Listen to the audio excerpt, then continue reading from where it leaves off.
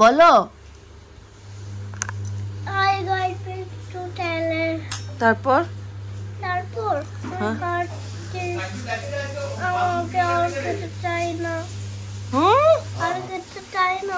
মানে 1 চামচ আর খাবে না তুমি, ওটা বলছো? না।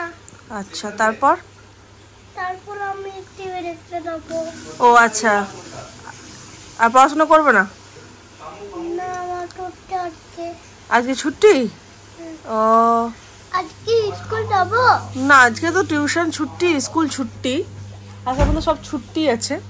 পাপা, আমি আজকে স্কুল যাবো না বাবা, আজকে তো স্কুল নেই তো, এনজয় করব ঘরে, বাড়িতে এনজয় করব, ভালো ভালো খাবো। মেকি খাবো আমরা।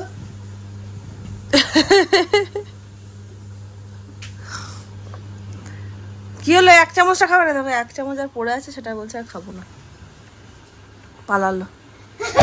তো জল খাবার খাওয়া কমপ্লিট হয়ে গেছে, আর এখন বাজছে 11টা। ভাত খাবার মানে ভাত চেপে গেছে। আর কালকে তো কালিয়া ঢালিয়া সব করে রেখেছিলাম মোটামুটি সব, মানে পোস্তটা বেশি করে করেছিলাম ইচ্ছা করে, কারণ বাবা কালকে অনেকগুলো মাছ নিয়ে চলে এসেছিলো। তো আজকে কাঁচা আবার মাছ রাখবো না রেখে, মানে কালকে তো মনরাজের জন্য কালিয়া করছিলামই, আর ওদের জন্য কালিয়া করতে আমি সব মাছগুলোটি কালিয়া করে দিয়েছি, আর পোস্তটা একটু বেশি করে নিয়েছি, কারণ মনরাজ পোস্ত করে ভাত খেতে পারে না।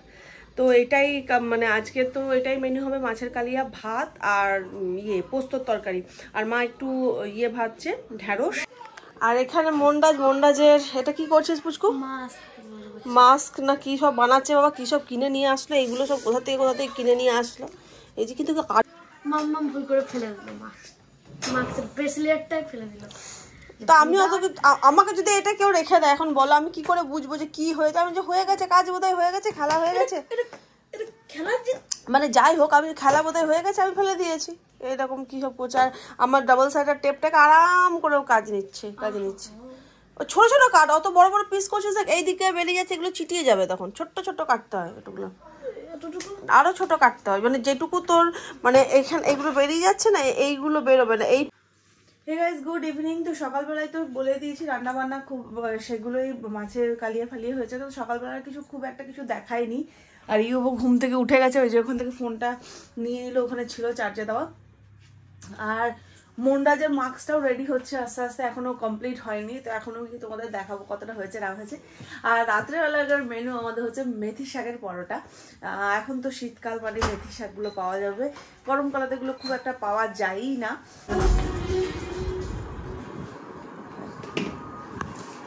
তো এখানে বাবা মারা সিনেমা দেখছে, আর একটা নাচ হচ্ছে রচনা ব্যানার্জি, তো সেটাকে কপি করছে বাবা বসে বসে।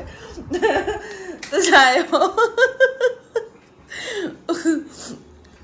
বাবার আজকে খুব খুশি, কারণ মেথি শাকের পাওয়াটা বাবা খুব খেতে বিশেষ করে ভালোবাসে আরো বেশি, তো ওই জন্য। গেল রে হ্যাঁ, যে মেথি শাকের পাওয়াটা হচ্ছে যেমন যেমন করছে এখানে টিভিতে বাবা বসে তেমন। আগে দুর্গাপুজোর না, দুর্গাপুজোর আগেই করেছিলাম। কই দেখা, এখানে দেখা, ওখানে তো অন্ধকার করে রেখে দিয়েছিস রুমটাকে। এটা কি রে সামনের দিকে? হ্যাঁ আচ্ছা, দেখি দেখি দেখি দেখি। আচ্ছা, এটা পেপার।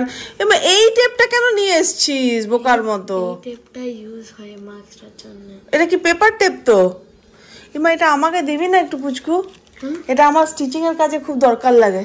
আমার পেপারে যেখানে কাটিং করি না ফর্মাগুলো, সেখানে দরকার লাগে। এইটা আমি খুঁজছিলাম, পাচ্ছিলাম না। একটা বড় প্যাকেট আছে তো। বড় প্যাকেট মানে তুই কোনটা এনেছিস? মানে ওইটা তো সম্পূর্ণ লেগে যাবে কি? না না, বাস এটা।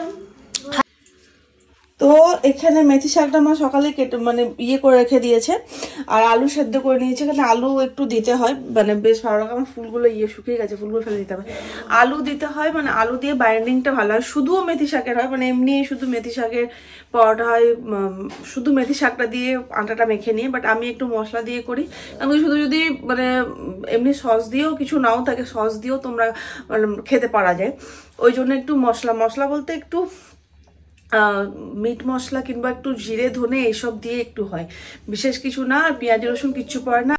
প্রথমে কড়াইয়ে একটু তেল দিয়ে নিতে হবে, তারপরে একটা বাটিতে একটুখানি হলুদ, লঙ্কা গুঁড়ো, নুন আর মিট মশলা দিয়ে একটা পেস্ট বানিয়ে নিতে হবে জল দিয়ে, কারণ কি ডাইরেক্ট তেলের মধ্যেই মশলাটা দিতে হবে। দেন তারপরে একটু মশলাটা 1-2 মিনিট ভাজার পরই আলুগুলো সব দিয়ে নিতে হবে। আলুটা একটু ভাজা ভাজা হয়ে গেলেই মানে আলুটা থেকে এরকমভাবে ভাজা ভাজা হয়ে গেলে শাকটা দিয়ে নিতে হবে। শাকটা থেকে জল ছাড়তে ছাড়তে মানে শাকটা যখন শুকিয়ে যাবে তখন মানে যেহেতু শাকটা থেকে জল ছাড়ে অতিরিক্ত বেশি, তখন একটা প্লেটে ট্রান্সফার করে নিতে হবে।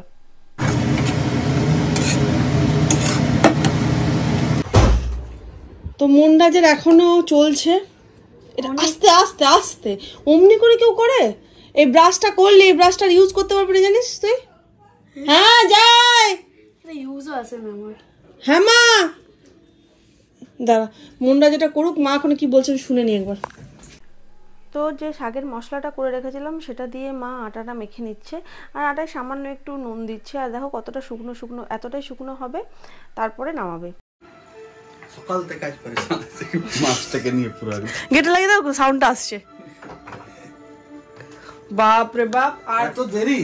হ্যাঁ সকাল থেকে একদম কন্টিনিউয়াসলি এর পিছনে পড়ে আছে। মানে এই রুমটার অবস্থা দেখো, গুছাতে পর্যন্ত দিচ্ছে না। মানে আমি এক দেবো না, মারাচ্ছে ধাক্কাটা বেশি। হ্যাঁ বাপ রে বাপ রে, ব্লিঙ্কিট থেকে অর্ডার দিয়ে কার্টুন মাগানো হলো। এইগুলো অর্ডার দিয়ে দিয়ে আনানো হলো। এইটা বাপ রে, অনলাইন যুগে যা পাচ্ছে ফোন ট্যাপ করছে, অর্ডার দিয়ে দিচ্ছে, যা হয়ে গেল, সবকিছু অ্যাভেলেবল পেয়ে যাচ্ছে পুরো একদম। কিন্তু আজকে আর কতক্ষণ লাগবে এটা? এটা কি এই তুই চোখটা কোথায় বানাবি? চোখটা গুলো কই? ওইগুলো আমি ফিগার আউট করে নেবো, ওইটা দেখে দেখে করছি না। ও, ও চোখ বানায়নি এখন পর্যন্ত। চোখটা কত? বাপ রে বাপ রে, মানে চোখটা শুধু উপর দিয়ে আঁকা থাকবে? গ্লু কি জল? জলের সঙ্গে গ্লুটা মিশিয়েছে। Paper master.